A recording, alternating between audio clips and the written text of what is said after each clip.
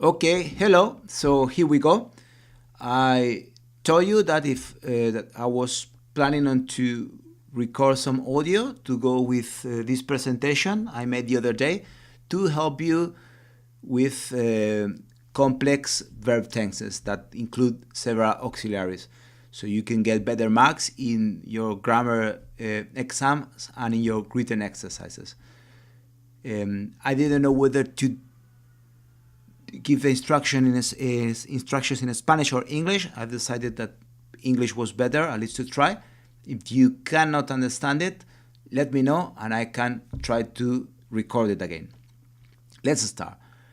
I gave you 4 rules. So we're going to talk about the verb of these auxiliaries in the sentence, and then we're going to see what happens when we use both modals, the verb to have to create perfect tenses, and the verb to be, both to use it in continuous tenses or in passive sentences.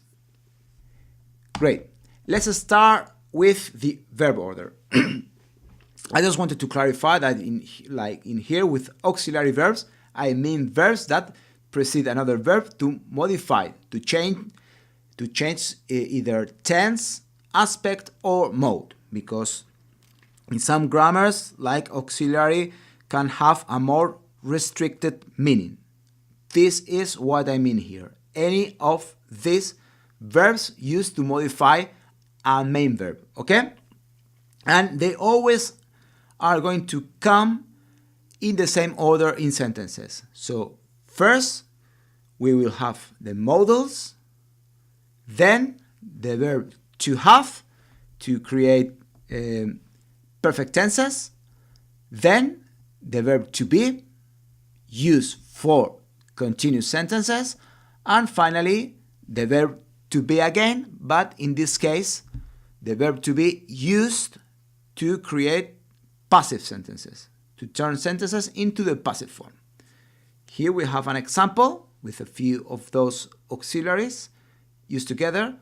By this time next year, he would have been playing 10 years for his team, okay? Whatever team that is.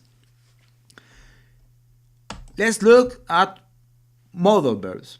So in here, I mean modal verbs in a wide sense, like I include will or would, any of those. These modal verbs are used to modify the mode of the verb, therefore the name, and so the mode can be obligation, possibility, intention, prohibition, etc. Okay, here we have the list: can, could, will, would, etc.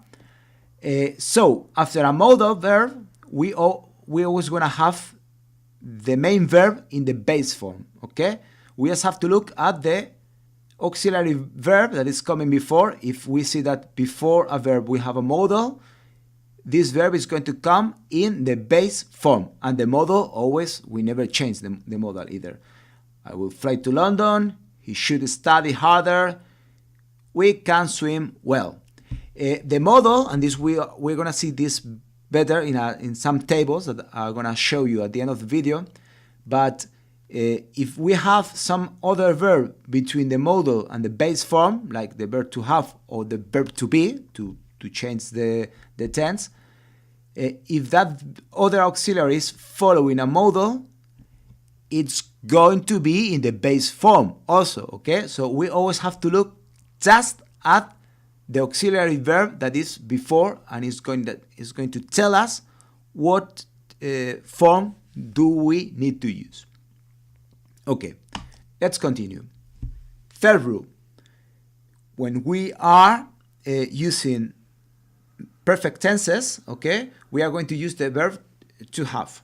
We can have it in the present tense, so have, and has for the third person singular, it, he, she has, and had for past perfect tenses, okay? After to have, we always going to get the past participle. So done for do, made for make, jumped for jump, began for begin, etc. Here we have some examples. She has finished her book. He had visited that city already. Again, if we had the verb to be to create, for example, a continuous tense, it would be that verb to be would take the past participle, B-E-E-N. So, for example, she has been reading her book for the whole day. She has been reading for the whole day. Okay? And finally, we have the verb to be. The verb to be can come in two different uses as an auxiliary. We can use it to make continuous tenses. Okay? In this case, after the verb to be, we are going to have the main verb in the ing form. He is baking a cake. She was running a marathon. Or again, if we are using a passive sentence, the verb to be following this verb to be is going to be on ing. We're going to see it in a table later. And if we are using the verb to be to create a passive sentence, it's going to take the past participle also, like with the verb to have. Hamlet was written by Shakespeare. The building will be demolished. Okay? And now I'm going to show you those tables that I've mentioned, kind of to sum up these ideas. So Helen will win the race. In here, as I've mentioned before, if we want to know, like for example, the main verb, in which form we have to write it, we just have to look at the word before. In here is preceded by will. Okay, so if the to win is just after will, it's going to be in the base form, win. Mark has won the race. Okay, we just have to look at the word before. The main verb is win, is preceded by the verb to have to make a perfect tense. Therefore, it's going to be in the past participle, win, won. Okay, and finally, if Lily is winning the race, we have the verb to be here to create a passive sentence, a continuous tense, and therefore the main verb, since we are in a continuous tense, is gonna take ing. We just have to look at the is before. And the last one, the race was won by Luke. In this case, the verb to be is being used to create a passive tense. Therefore, we have to write the won in the past participle, like with the verb to have. Win, won, remember, right? Here, I wanted to illustrate what happens when there's like some other auxiliary included in the tense, okay? Helen may be running the race. Since this verb to be is following a modal, as I've mentioned before, we just have to look at the verb before.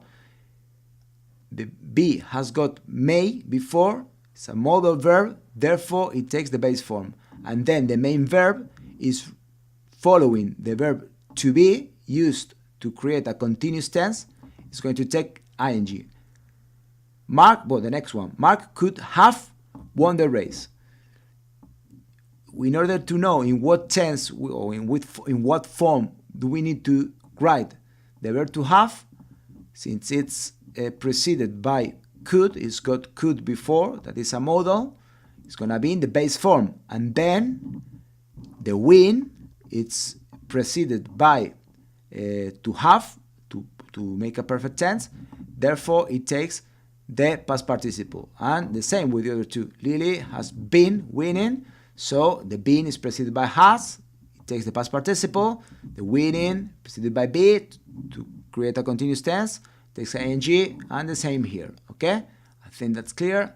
And finally, there's a little reflection that if you look at passive sentences, in passive sentences the main verb is always going to be in the past participle. And then the verb to be, that is kind of creating or making that passive tense, is the one that is going to change depending of, if it's not followed by anything, that will be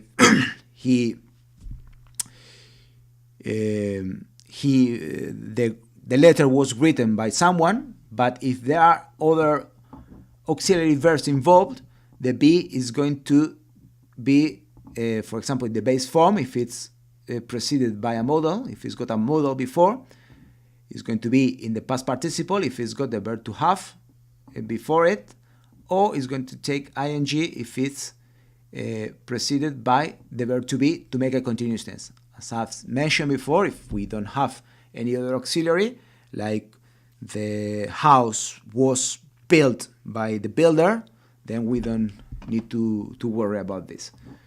So that's it. Those are the rules that I thought could help you with your exams. I hope this presentation is of some help for you. I tried at least. Thank you for your attention and for listening to it. And I will see you in the next lesson. Bye, everybody.